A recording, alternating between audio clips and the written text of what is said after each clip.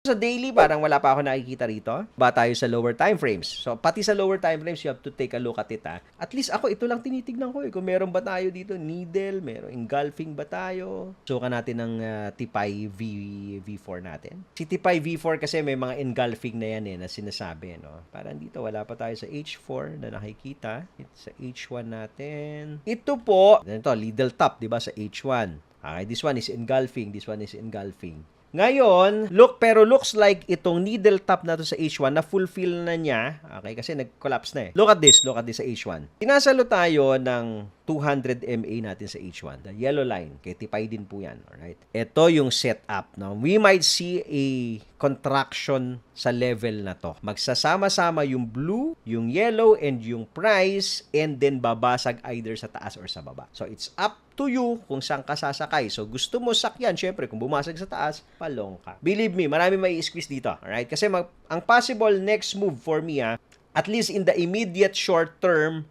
ni Toy Bits is a possible consolidation in this level, in this area. Possible consolidation tayo dyan sa area na yan. Mag-iipit yung price ng yellow and blue, and then, let's see kung saan tayo babasag. Taas ba tayo or baba tayo babasag? Pagbasag natin sa baba, diretso ulit, magwa-waterfalls, probably you'll revisit the previous breakout point na 63.7 level. Right? Ito po, diretso po yan dito. Pag bumasag sa taas, you're going to revisit the 68K again and might break na ito. Okay? To 68K level na to. So, yan yung aantayin natin. Sabi natin, maraming maliliquidate kasi maraming tataya dyan sa consolidation na yan.